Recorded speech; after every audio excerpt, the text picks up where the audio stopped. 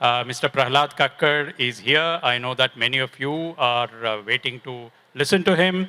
And in conversation with Prahlad Kakar would be Mr. Sudhakar Rao. And Sudhakar Rao is an integral figure in the ICFI group, contributing to its initiatives and serving. Basically, he looks after the brand image of ICFI, and he is going to be in conversation with Mr. Prahlad Kakar. And just to quickly save on time, let me also introduce to you a person who doesn't actually need introduction. This is Mr. Prahlad Kakar. He is a renowned ad film director and co-founder of Genesis Film Production, one of India's oldest and foremost ad film production houses. He has ruled the advertising world with his brand of irreverent humor and memorable brand building campaigns, and has created award-winning commercials such as, we all know this, Yehi Hai Right Choice Baby, and Limka's Zorka Jhatka, and Maggi sauces, It's Different. And of course, Prahlad Kakar is a man with a difference. Currently, he's going to speak this afternoon about his latest book, appropriately titled Adman Madman. And in conversation with Mr. Prahlad Kakar would be Mr. Sudhakar Rao. Let me add that after the session, Mr. Kakkar would be happy to sign the books, and the books are available at the book point. The ladies in front have a very privileged seat, because if my mund gets parted, you'll be able to see my underwear. Good afternoon to you, sir, and welcome to Hyderabad. Actually, there's own advertising describes me as two words. It's the French words. Enfant terrible. Enfant terrible, man, means that a terrible infant who never grew up. So I think I was really lucky, because when I was very young, my mother dropped me on my head. So there was some retarded progress. So I remained 12 to 16 all my life. And even though I don't look it right now, I'm still 12 to 16. Don't worry.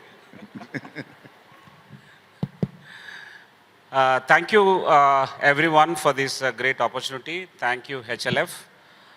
I read this book from cover to cover over the last 10 days. And this is a great book. While there are no surprises in this, it's very interesting. While reading the book, I usually make notes. But I skipped making notes and I enjoyed reading it. So I was traveling. Second time around. Sorry? Second time around you make Second time around, yes. I made lots of notes second time. Because we need to conduct this session. What I'll do is, I will talk less. No. I will talk less. I'll say so, at least. And given the fact that we have only 40 minutes, and 10 minutes or 15 minutes will go to the audience, we'll straight away get into this. Sir, the first question is, how much time did it take for you to actually pen this book? This is a very, very big memoirs. Lots Huge. of activities, detailing is too much. And while I indulged in it and enjoyed in it, recalling all that and putting to paper, and several thousands of words are put together there. I spoke to the editor as well. 180,000 words. Whereas you were given 80,000 as the limit. 80,000 words Limit. as my brief. So when I started writing my life, I said, should I write it from my advertising career? Because that's where everybody thinks my life started. Or should I start it from my schooling, where it made impressionable impressions on me, and those I carry till now, some of them scars. So I decided to start writing from the beginning, from the age 5 when I first remember things. And what I first remember is a scarred episode where I was thrown out of play school.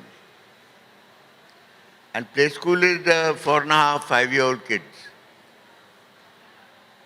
So there's a friend of mine, Naveen and me, who hung out together because it was a very snobbish school. It was run by a bureaucrat's wife who had inherited this huge bungalow in Lodi estate and decided that what are we going to do? So a huge bungalow. Let's start a play school for all the diplomats, for all the generals, for all some of the politicians who could speak English, you know, and, and so forth and so on.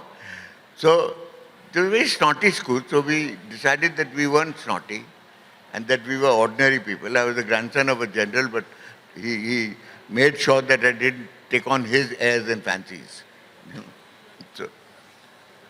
So we had found a little cave in the hedge. You know, in Lodi Road, the hedge is about as wide as this stage. So we found a little cave in a hole, and we used to disappear there during breaks and not be available to anybody and just, you know, talk among ourselves and laugh at whatever we. One day in flounced a young lady who the school was named after. She was the principal's daughter. And she was precocious, spoiled, always got her own way, regardless of what it was. I'd love to meet her right now, actually, to be honest. And she gate-crashed our little cave because he watched us for a while and we saw us disappearing into this cave. And she walked into the cave and said, boys are very boring. So I said, why? She said, because whenever I come into your den, you change the subject. So I said, yeah, because they're not conducive to girls, you know. I mean, our subjects are different from what girls discuss at the age of 4 and 5. So she said, okay, let's play a game. So I said, what game? She said, I'll show you mine if you show me yours. So I said, I don't want to see it. I'm sure everybody has the same because at 5 you don't know the difference. So I've seen mine and that's it. I don't need to see yours. No, she threw a shit fit. And Naveen was a little more conducive to her. So he sort of said, okay. And he lowered his trousers and showed her his. It was a little pinkish. He's a fair boy. And then she said, now your turn. I said, no, your turn. Because he showed you his, now it's your turn to show us yours, then I'll show you mine. She said, no, and threw a little tantrum. So I said, the hell with it, yeah. Lowered my trousers, showed it to her. She stared at both our things for a bit and ran away. Straight to her mother's office. And about 10 minutes later, one peon comes and says, Mem Saab bula rahi hain. So we turn up at the principal's office and there's this girl with crocodile tears throwing a fit as usual. It says, I want. Like, no, stamping his feet like Rumpelstiltskin. So mother said, what do you want, baby? She said, I want an alki like Prahlad and Naveen's. First time I ever heard the term nalki. We used to call it all kinds of things like popart or something like that, you know. So she said, I want a nalki like Prahlad and Naveen's. So she said, how do you know they have a nalki, baby? She says, they showed me.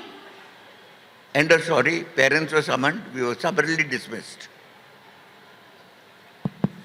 So that was my first experience of growing up. Many such adventurous escapades as he grew up from one school to another and from one college to another.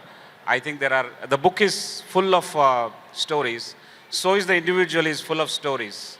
I recall very vividly in 2014 when I met sir in Dubai for an event.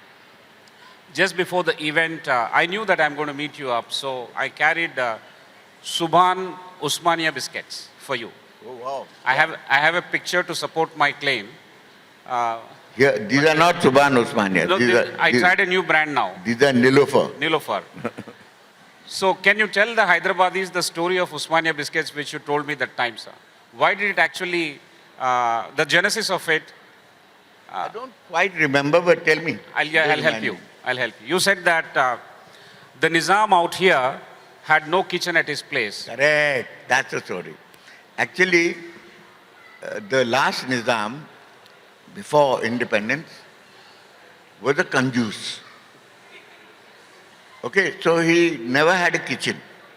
And he had a retinue of about 150 servants.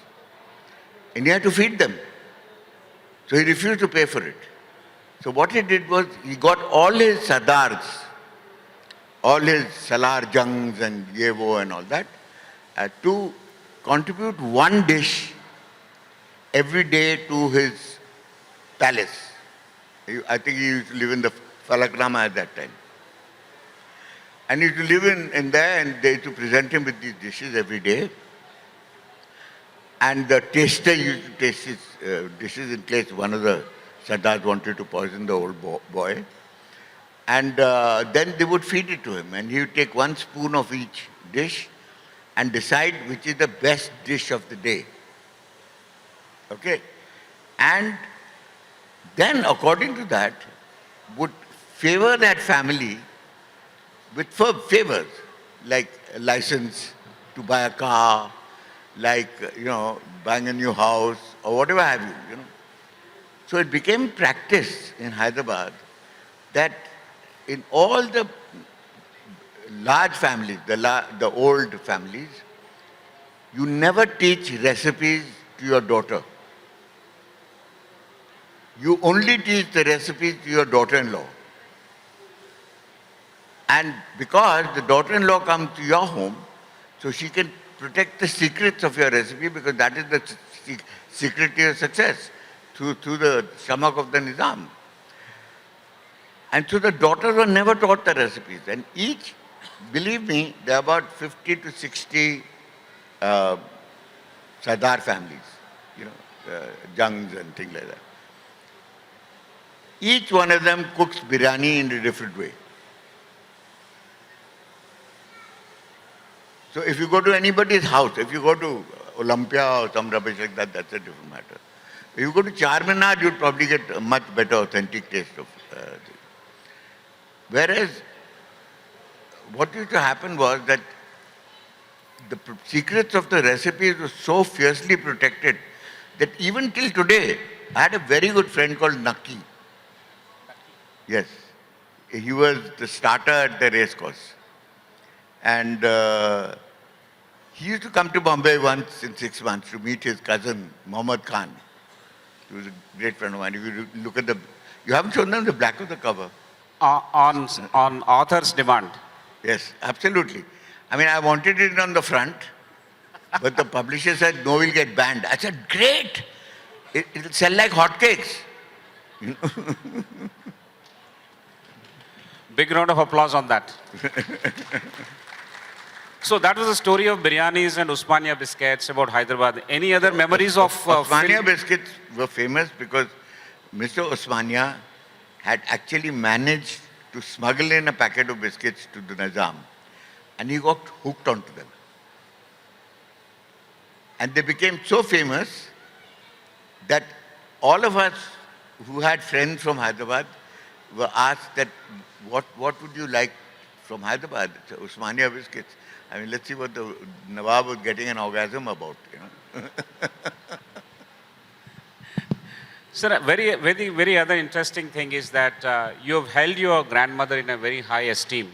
When I read the lines that you wrote for her, a doctor and a very strong woman, Naniji. Naniji. So your Naniji's description that you've made in the book is very, very interesting, a very strong figure. One incident is about that C-section on the dining table. She was a very brilliant doctor, but she stopped practicing the day my grandfather graduated, because he was 1 year junior to her. And she was a topper and he was a middling doctor. But because he joined the army and he was posted in Rangoon during the Second World War, he got promoted very quickly because he had to walk back with General Slim's army all the way to Imphal and Kohima. So he had an entire retinue of Indian orderlies who used to look after him because he was the Colonel Saab at that time. He's the colonel in charge of the Rangoon hospital. And every time a Zero aircraft used to come and strafe them, all of them used to run into the jungle. And he thought he'd teach them a lesson. So one day he said, bring one tub. They were carrying a tub for him to have a bath in. You know, can you imagine? All the way from Rangoon to Imphal, one tub on their shoulders. So they put the tub down in the clearing, fill it with hot water, I'm going to have a bath. He said, sir, but wo Zero aayega, to aane do. Zero came, staffed everybody. Everybody ran for their lives, except my grandfather who kept bathing. They came out of the jungle so sheepish that they said, Saab, sorry, abhi chhod ke aapko nahi bhagenge hum. So my grandmother was a brilliant, brilliant surgeon. And I remember one very telling incident where there was a huge thunderstorm in Delhi, in Dehradun. So what she used to do was, she used to run a clinic out of the gate of the house, which was free for all the poor people in the vicinity. So one Mali's wife was having a baby, and it was a breached baby. So it had the intestine around its neck, and therefore it couldn't be a normal delivery. So she had to do a C-section. There was no hospital, there was no way to get to the hospital. The closest hospital was in MH, which she knew about, the military hospital, which is in Hathi Barkala or someplace like that. And so she decided to perform the operation on our dining table, which with Christian influence. And there was my sister and me, like little church mice, watching the blood and gore flowing out of this woman while she was being sliced open, and that also without anesthesia. So she asked the, what do you call it, Mali, Tum affu pita ho? So he said, you know what affu is, na? Opium. So he said, हाँ ma'am. He said, एक बड़ी गोली इसको दो. So we gave a large tablet of afu. The lady went flying to some other zone, and she performed the cesarean without too much screaming and shouting, you know, and delivered the baby. And it was to me, it was a bloody miracle. And when I think about it now, I think it was a genuine miracle that she didn't die of septicemia or something like that, you know. Very interesting. You also wrote in your initial chapters, initial days of life, that you have been the sucker for the impossible. Luckily you faced lots of challenges that has seen the brave young Robin in you. No, not a brave at all. Fattu. but the Fattu turned brave. No, a Fattu learned to live with his fear. But I have seen that you have shed those fears very, very calculated way, in a manner that you worked on yourself, navigated very well. Not at all. Compared to the situation that I was in, where I would get pulverized once over, much rather boy in a bloody boxing ring. That goon who stayed outside the gate, you saw him and ran, and then your coach discovered that you are a good sprinter. Then he put me into athletics. Then boxing. Then he said boxing. So I said, no, I can't see. I've got glasses. So he took off my glasses and said, how many fingers? So I said, 2. He said, you can see. So okay. You know, I said your opponent is not going to be more than arm's reach away. So you can see him quite clearly. And then he started training us. And it's not that all of us were not scared. We were all scared, but in different degrees. The bigger and more bulkier you were, the less scared you were, because you thought you beat the shit out of everybody. And the scrawnier and, Kagzi Pehlwan that I was really scared that I'd get beaten up, in this whole thing. So he taught me something very, very critical in life. He says, never lose your temper in a boxing ring. It is not a brawl. It is a science. So always watch the eyes of your opponent because he'll telegraph a split second before he does which hand he's going to use on you. And you can block him. And the third was, he said, I know you're scared, just have to swallow it. Because I'm putting you in the ring. So in the beginning, we were on the punch bag, but then later on, he put us in the ring. And I realized I was very, very quick because I was so shit scared that I was Cassius Clay. Suddenly, Muhammad Ali, float like a butterfly, sting like a bee, So that was what was playing in my head while I was floating around this guy who was lumbering around trying to reach me to hit me. And he couldn't touch me because I was too fast for him. So I'd walk in, tap, tap, tap, walk out, and he'd go, and he'd lose his temper. The moment he lost his temper, I knew he'd lose his temper. Because how do you lose your temper in a fight? Anybody? What is the question? How do you lose your temper? In a fight. Not anywhere. In the nose. In the fight? Yeah. When you get punched in the nose, you see stars. And you say, bastard, I'm going to screw him. And then you lose your temper. So when I punched this guy a couple of times in the nose, he too lost the plot completely. How many times you used blithering idiot off late? Not too often. Now I have a better Punjabi abuse. Is it earful?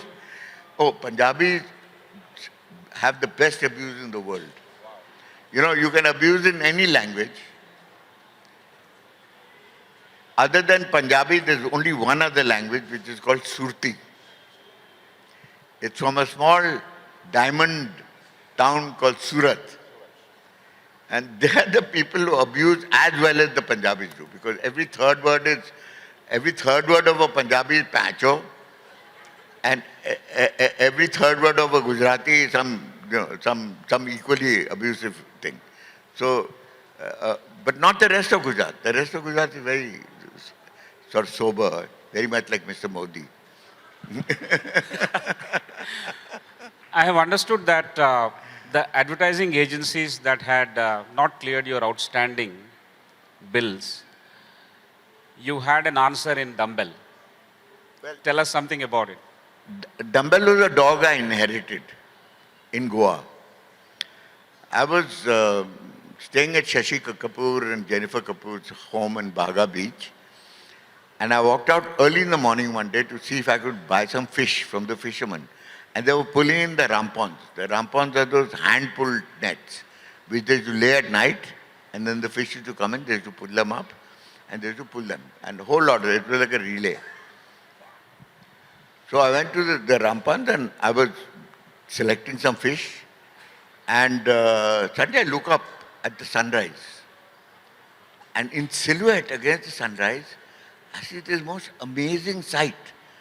I mean, all the guys here will really envy me for that. Because you all are wishing when you go to Goa, you'll see an equally amazing sight. But you never do. Okay, which is that there was a lady, a German lady with blonde hair, beautiful tan, on a surfboard, with no clothes on. I couldn't believe my eyes, the silhouette was perfect. So I said there couldn't be any fabric in between. So that's how it actually happened. And I saw on the prow of a surfboard, like a Nordic warrior princess, was a black painting of a dog, posed like that. And when she came into the shallows, the dog jumped off. I realized the dog is alive. So I said, wow, what an opening gambit. You can't get a better excuse than that. So I walked up to her and said, good morning. And she said, Guten Morgen.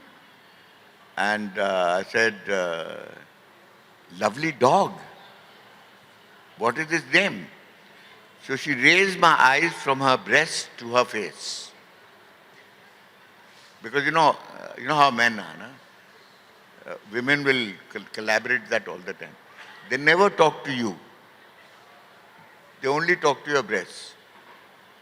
Until you remind me, hey, are you talking to me? Or are you talking to them? So, the dog is alive. I'm telling her, she raises my chin and says, yeah, his name is Kalia, her name. I said, yeah, it suits her because she's black. And she's a Doberman. I said, wow, if she ever has pups, can you take down my address? I want a pup of Kalia. And she told me I'm pregnant also. So is Kalia. Not by the same father. So, she said, I'm going to Germany to deliver my kid. If Kalia delivers her puppies by that time, I'll bring one for you in Bombay. And I get this frantic phone call from Prithvi Cafe, which I was running at that time for the Kapoors. And they said, sir, one German lady, very pregnant German lady has come and left one basket for you. I said, what's in it? She said, we don't know, it's alive. So I go rushing off to Prithvi and open the thing, and there's this gangly puppy, all paws. So the moment I looked at his paws, I realized that he was going to be a big dog. And because he was such a smart puppy, we named him exactly opposite of that. We called him Dumbbell. You know why? Why was Little John in Robin Hood called Little John? So if any of you read Robin Hood when you were kids, you read that Little John was the biggest man ever. He was 6'7", and he was built like an ox. So they called him Little John, just for fun. So we called Dumbbell, Dumbbell, and Dumbbell grew up to be a really, really smart dog. And he used to come to office with me every day because I was alone, I was a bachelor, and I couldn't leave him alone at home. We got very used to the office, and we gave him the designation of Outstanding Payment Collector. So you unleashed Dumbbell on those guys who defaulted? No. We unleashed the whole office on them. Oh, that JWT experience. Yes. So the whole office landed up at JWT because we were supposed to go to Goa for a holiday. And the budget that was sanctioned for that thing was the money that they owed us. And as the dates kept coming, they stopped taking my phone calls. So I said, what the hell, yaar? I mean, day after tomorrow is a holiday. We've closed the office for 1 week. Nobody's going to even call us. What are we doing here? So let's go to HCA. So 13 motleys, including Dumbbell, went to the luxury building in Fort, and we went up the lift, and the liftman said, "Kutta ka nahi allowed hai." They said, "Kutta nahi hai bhaiya, ये हमारा outstanding debt collector है, और तुम उसको उंगली दिखाओ तो काट खाएगा तुम्हें." So he said, "No, not allowed."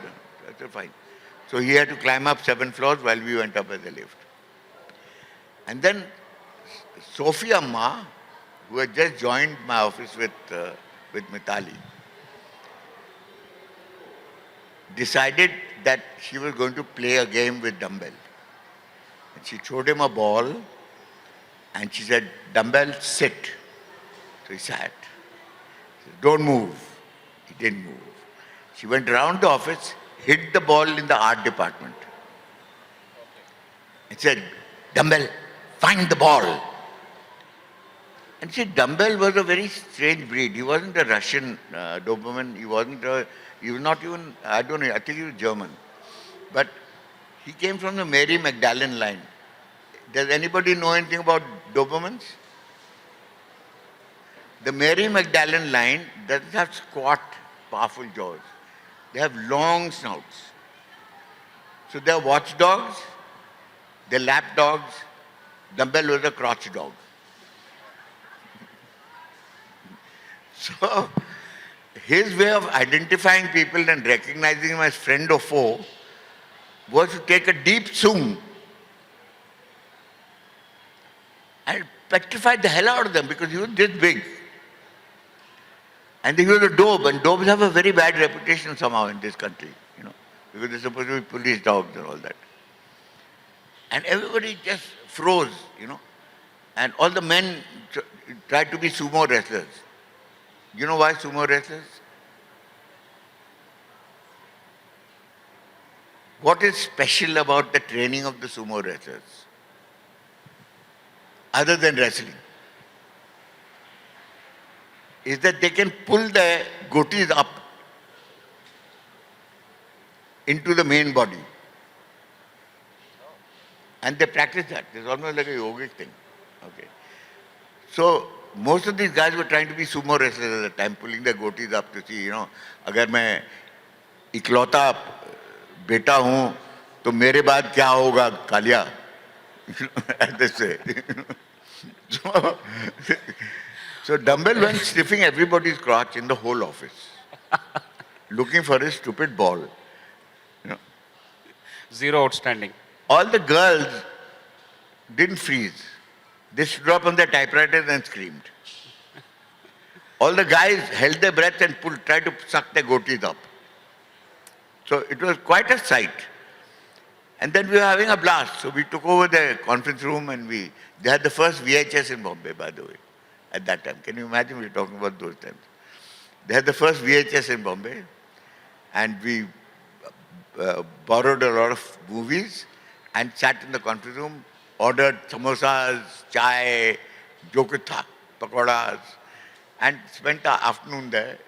And then finally we said, okay, now we have to go. So we were leaving, and we pasted the outstanding statement on all their doors. So while we were going,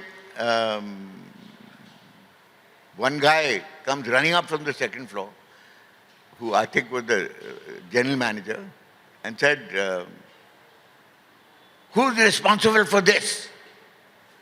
So nobody batted an eyelid. There were no rehearsals.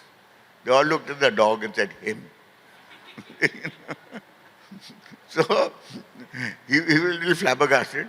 Anyway, at that time, the managing director was a man called Mike Khanna. Okay? And his personal toilet was under repair. The personal toilet story goes a long way because first time in my incident that personal toilet story came. And he was therefore using the general toilet. And Sophie suddenly wanted to go for a leak and said, where's your ladies' toilet? So they said, at the end of the corridor on the right. She missed the right. So at the end of the corridor was the men's bathroom. And Sophie was a good Malayali Christian girl brought up by the nuns. She had never seen a men's toilet in her life. And she didn't even know that men did it standing up. She thought they did it sitting down like everybody else. So she walks into the toilet and she's very impressed because every towel on the rack had somebody's name on it. They say, wow, the personalized towels for everybody. Then she looks at the urinal and she says, wow, the personalized basins also. So in the meantime, she goes in to do her job and comes out and finds one very dapper, proper, suited, booted tie type standing there and peeing into the basin. The urinal, but she thought it was the basin. And Sophie was very righteous, always. When you grow up with the nuns, they make you very righteous. So they think that because you're righteous, you're allowed to say whatever you want. So she stands, arms akimbo behind this guy, and she finds that he is not finishing. So she disturbs him in the middle of full flow. Excuse me, she says. So poor Mike, quickly fumbled his way around and put everything back and zipped it up. Now, I don't know about women, but men have a very particular problem. When they abort halfway through, it's never clean. I don't know about women, but I think women have a better sphincter control, for whatever it's worth, or bladder control. And so poor Mike shoves everything back and dribbles down his right leg. And then says, she says, what are you doing here? This is a ladies' toilet. She tells her, no, madam, this is the gents' toilet. She says, then why are you peeing into the basin? She says, that is not the basin, madam. That is the urinal, which you're supposed to pee into. So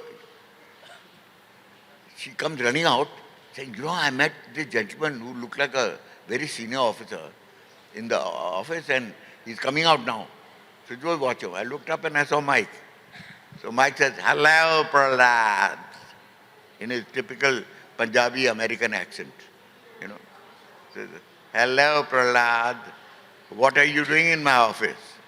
Says, sir, we've come to collect some outstanding payments. And then I looked down, and it was the same guy, because he had this slightly dark grey, line down his fawn grey trousers. And then he goes off. And then we went back to the office, and there was hell to pay in HDA. Next day, before my office could open, before we could gather to go back to JWT, because we had so much fun, frankly, that there was a PM sitting there with a check.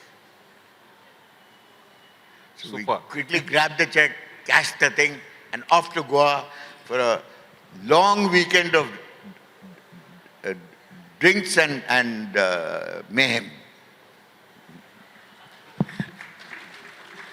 Wonderful. You worked with Raveena Tandon, you worked with many other stars. We'll keep Amir Khan a little aside for the time being. How did you discover Sanjana? Is it because there's an apartment next door where she stayed? No. That was much later. Much later. Okay. That was Mithali doing also. But actually Mithali discovered Sanjana. Okay. So she came escorting another friend of hers who was an architect, because she was an architecture student. And she was a very brilliant architecture student. So in the middle I gave her advice. I said, Nani, don't join the film industry, stay with architecture. You'll do much better in life. So she came with this chap, and Mithali looks at her and says, Monia Saigal was one of my assistants. Says, look at this girl. I think she'll do very well for Sanjana. And Monia said, yes. She's got these beautiful slate grey eyes, And off we went, and she hauled her up and showed me. And I looked at this scruffy-looking architecture student, torn jeans, one kurti, one jhola, hair all disheveled. I said, are you mad? She's not going to hack it. She said, promise you, let me do a makeup test on her, she will hack it. And we did a makeup test on her, and the rest was history. Very good. So you have done many iconic films, iconic campaigns. Would you name one or two films which have done extremely well, have been very impactful, other than what you have done? I think right from the beginning there was Kawasaki Bajaj, which we shot in the desert, where Murphy figures very prominently in my book. Murphy is not a fictitious character. Murphy is a little gargoyle who's plucked out from VT station, and he sits on your shoulder waiting for any opportunity to pee into your ear. So it sounds better in Hindi, but it also sounds not so good. Okay, so Murphy strikes at times when you don't expect him to. And we were boiling in the heat. We had to shoot in summer. It was 46 degrees in the shade. You could fry an egg in your hand. And we had to shoot in the desert, and there was a sandstorm. And the train that was supposed to come, that very vital thing, the train coming in the beginning of the film, derailed about 20 kilometers away from the station. So we had to first call the villagers, pay them extra money to dig the station out of the sand. then walk 20 kilometers and dig the damned engine back onto the sand and push him back onto the thing, and then we were delayed by a whole day. And we shot the film, but what was significant about the film was that every time Murphy struck, and that is when I was first introduced to Murphy in a right way. Everybody talk about Murphy's law. You know about Murphy's law? If anything can go wrong, it will go wrong. So we were taught this during our theatrical classes. But at the end of the day, to meet him in person was another experience. So I'm sure all of you who are in business, or all of you who do jobs, or all of your housewives will actually have experienced Murphy firsthand. If anything can go wrong, there's Farhana sitting there. I remember once she was supposed to cast somebody for me. Yes. And she, as usual, took a patli gali and a shortcut. And I looked at these women like little trollops lining up there, and I said, what is wrong with them? I mean, they look like they've come from Kamatipura or something, So then I made all of them dress up. This is the real story. That's your version of it. Sanitized. So, well, Farhana and everybody was jumping around doing 1, 2, 3 kick, 1, 2, 3 kick throughout the film. And I really waited. I was so angry with them. Why would you make your trainees clean bathrooms? Why would you make your trainees clean bathrooms to start with? See, I'll tell you something honestly. I found over a many length of time, I found women, when they were given an opportunity to work, took it very, very seriously. Men think that getting a job is a prerogative.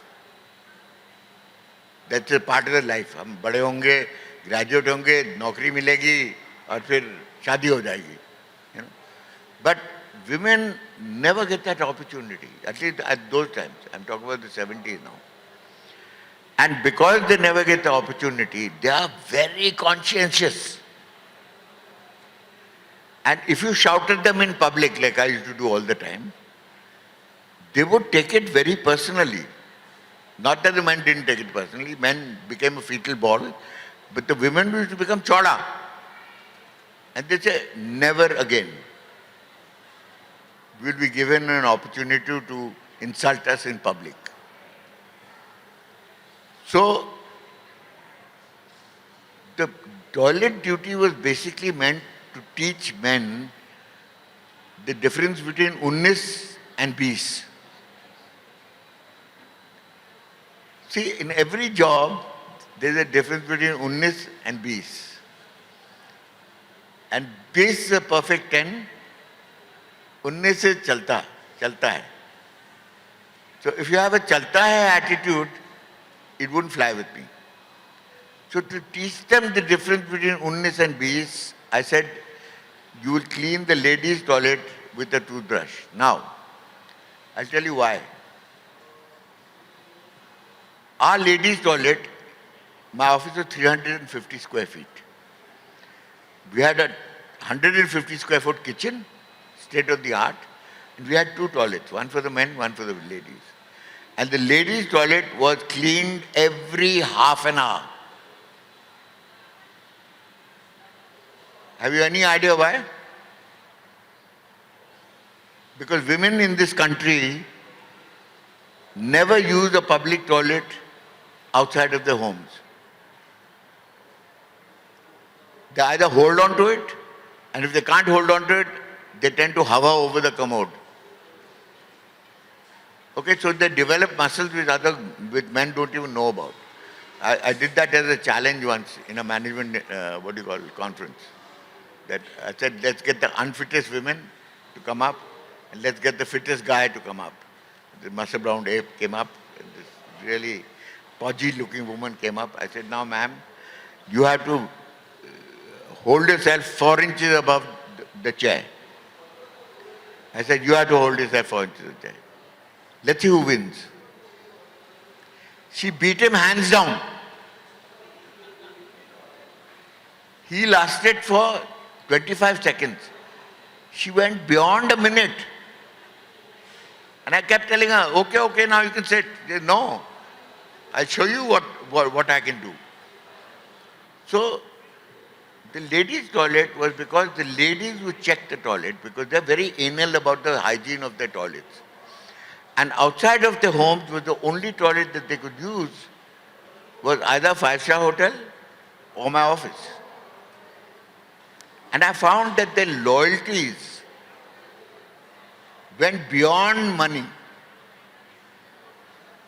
because they were so privileged to have a clean toilet outside their homes. So their inspection of the toilet was purely anal. So these boys would sit there cleaning the thing for 2 hours, cribbing to themselves and saying, kya karwa raha hai? I'm filmmaking seekhna hai, ya main toilet karwa raha hai. So some of them used to say, I can't do this. So I said, leave. Because if you have a mental block about learning something in life, then you're not meant to be a filmmaker. Filmmaking is a career that you're learning every day of your life. It doesn't matter how old you are. So if you don't have an open mind to learning, you cannot progress beyond saying, I'm the director, I'll say, action cut. And the rest of it I'll leave to my assistants. No way. So they had to clean this toilet. They cleaned up, it'd be chaka-chak. And the girls would come in and look at it, especially Sophie. She was quite anal. And what she would do is something very strange. Man, this is a secret I'm going to reveal to you guys in case you ever fall into a similar situation. They used to take out this little mirror from the handbags. And it's a magnifying mirror to pluck your eyebrows. Okay? They'd lower the magnifying mirror into the commode and look at the rim from inside. Wow. And nobody had ever thought of that. Say, what do you clean? Filthy. Fil lagao. So, great. Teach them the difference between 19 20 and the details. Bees. And the details. And the detail. Superb, amazing. The rumor in Hyderabad is that you started your scuba diving school in Lakshadweep long back in 90s, I guess. And the Prime Minister of India recently has gone to Lakshadweep and promoted it, and there is a strong connection. That's the rumor. The connection is that he knows that I was scuba diving in Lakshadweep because I met him a couple of times. And when he went there, he couldn't believe how beautiful it was. It was better than any picture postcard of any island in the sun. White, pure white beaches, blue seas, 5 colors of blue, from aquamarine to deep blue in the deep. And you could just sit there on the beach in an armchair and watch the sun rise behind you and the sun set in front of you. And you wouldn't get bored for one moment. It was phenomenal. I have no way to explain to you how beautiful the islands were.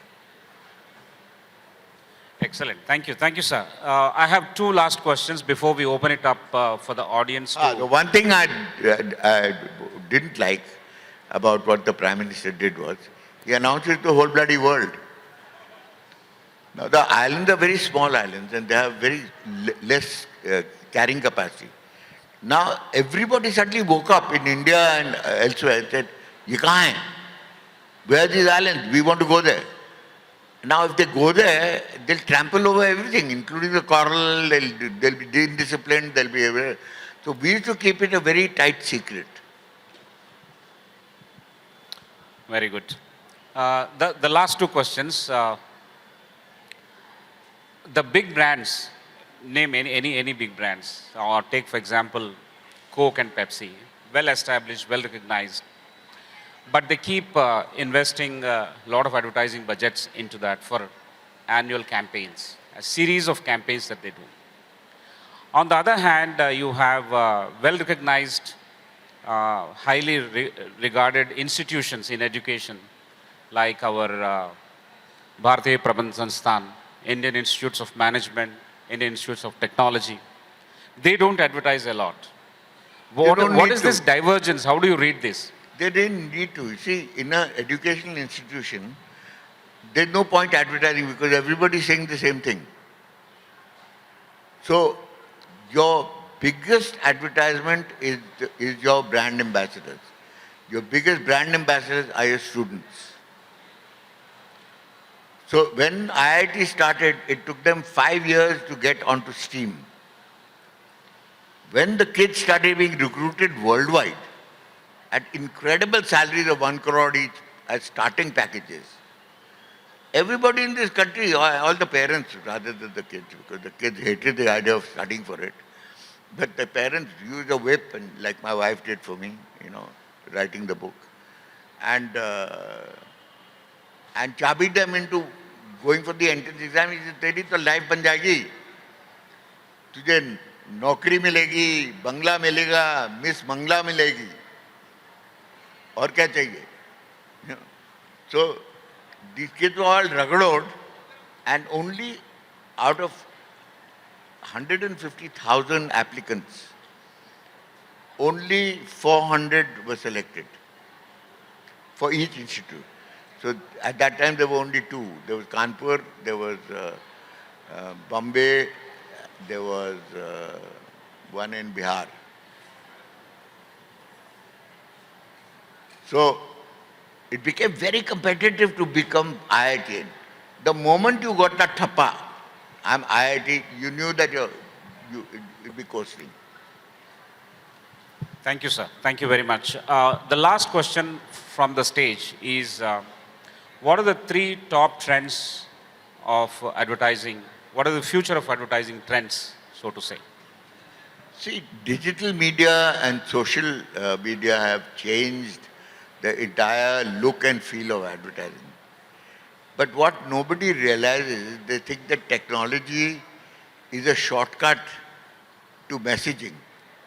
And what nobody realizes, they've forgotten the fact that advertising is all about storytelling. If you don't have stories to tell, you have nothing. You only facts, figures. So the only numbers that men remember is 36, 24, 36. And that was perfect.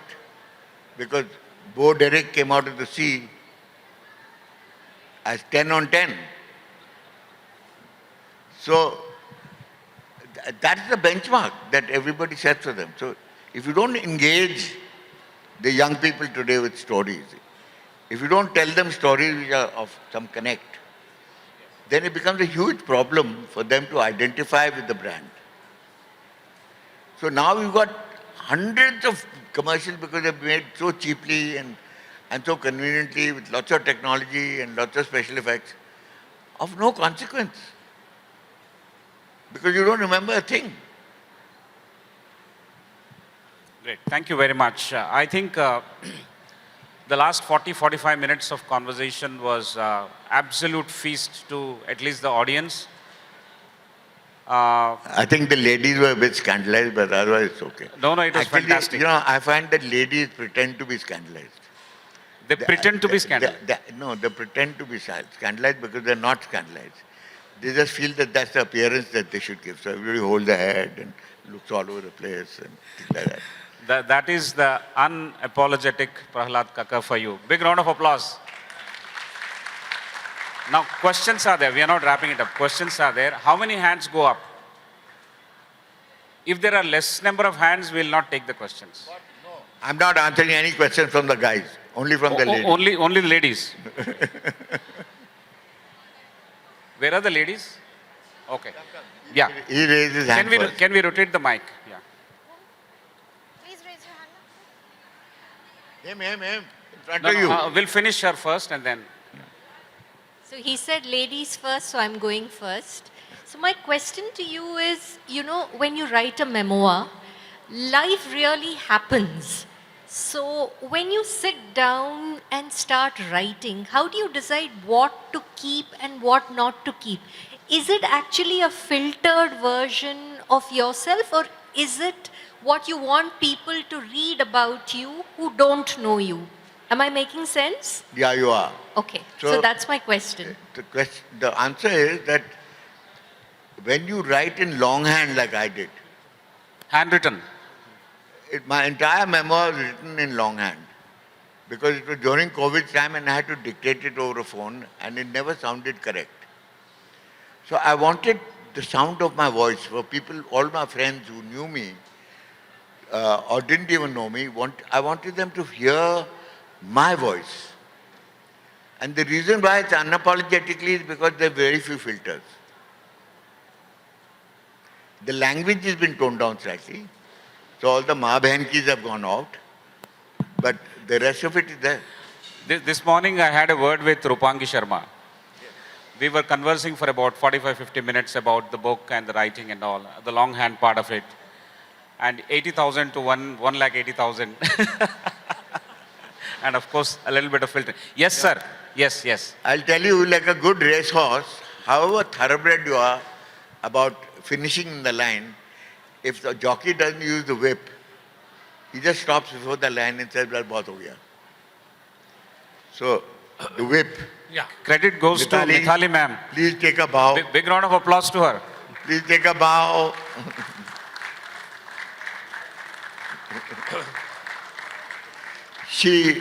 A lot of people think she's my daughter. So I've started introducing her as my mistress.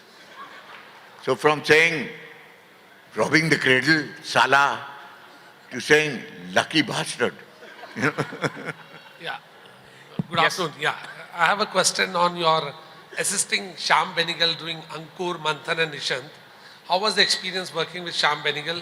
And tell us something, because these movies were related to Hyderabad. Hyderabad connection. Shyam Benegal from Hyderabad. You remember anything? The first two were Manthan and Nishant Yeah. were shot in Hyderabad. Yeah. And I, Tell us something about Mandi Shyam also, Benegal. yeah. Mandi, I think you were involved Yeah, in Mandi. Mandi. We talked about Ankur. I wasn't involved then. Yeah. Tell us, By that time, we had started our own company, but I was with him for 6 to 7 years.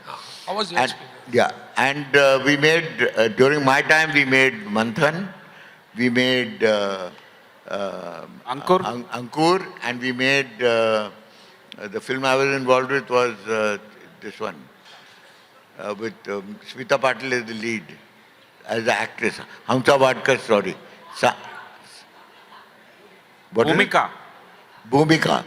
The original name of the book was Sankti Aika, which was written in Marathi. Yeah. Well, Shyam was, I think, the best person anybody could have ever worked for. He was very, very particular about 1920. He took all the trappings of grandeur away from all of us. He said, you are not going to be given designations. You are called slave number 1, slave number 2, slave number 3, slave number 4, slave number 5. I was slave number 5. And he said, there's a terms of agreement. There's a conduct that you have to follow. Slaves cannot resign. Slaves cannot run away. Slaves cannot ask for a raise. The only way slaves can be exchanged with somebody else is because I sell them. So we carried that tradition into office, that everybody was more or less a slave because everybody did everything. And I think that's the best way to learn about film. It's not to turn around and say, I'm a specialist in direction, I'm a specialist in editing. All that comes much later. Your learning curve is about learning everything about production and about how a film is put together. And that is what sets you up for life. That sets you up for life. Amazing.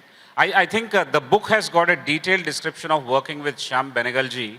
I think one needs to immediately buy it up and read for greater detail. Naeem, yeah. Naeem, Stand up, stand up. Uh, Stand up stand up, keep standing.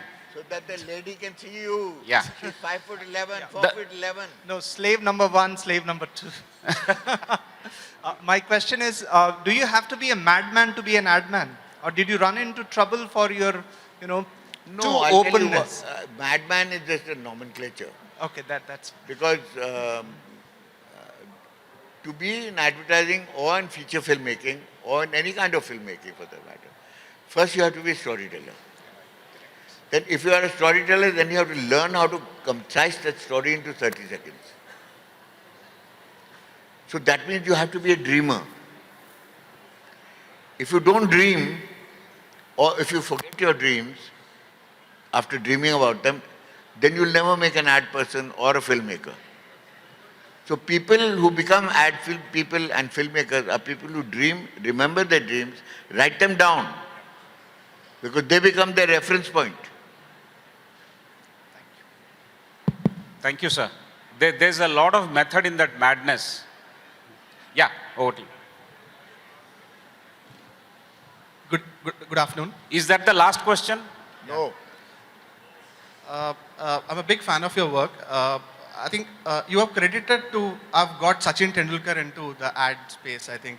What? Sachin Tendulkar. Ha. How was the working with Tendulkar? Because he is known to be a shy personality, a shy He demon. was very shy when he first started. You should see his graph. There was, when we first started, we were doing a film for him and I told him to put his hand around a girl.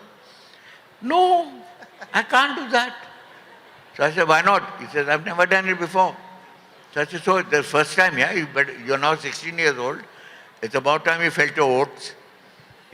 So he said, no, I can't do that. I'm going home.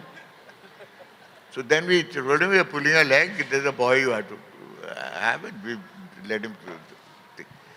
But when I did, halfway through when I did a World Cup film with him, I've the seen, script said that Shah Rukh gate crashes the changing room of the players to get a free Pepsi. And he has to then dress up. So, Azharuddin, who was his captain, put a hand on Shah Rukh's shoulder and said, Sachin, you're on. He says, on? He said, what am I going to do? Anyway, they dress him up and they send him out and he's got his glove in his mouth and he doesn't know what to do and he's looking at all these West Indian fast bowlers, Hall and all these guys. And he's like this much and they're about that much. And he said, by God, if they hurl the ball at me, they'll take my head off. So Sachin then turned around and said that we'll change the script. So I said, why? What is the script now is that Sachin turns around and says, hi Sachin, hi. Yeah, he says, hi Sachin. So Shah Rukh says, Sachin, hi. Takes off his wig and all that.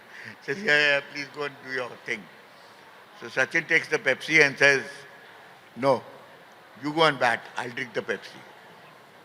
So that was Sachin's idea. Very good. Yeah. 1 + 1? Only one. Why? Just because he came late? Yeah, my question is, sir, I think advertising has become either lazy or dead. We see a lot of similar advertisements using celebrities like Dhoni, Rohit Sharma, Amitabh Bachchan, all dancing to senseless ads which doesn't have any recall. What is this situation? I Why? agree with you 100%. See, people have forgotten that the biggest thing in an ad film is the brand, not a celebrity. If your celebrity is going to vampire your brand, even in the script stage, then it's not going to work because you'll only remember the celebrity, you won't remember your brand.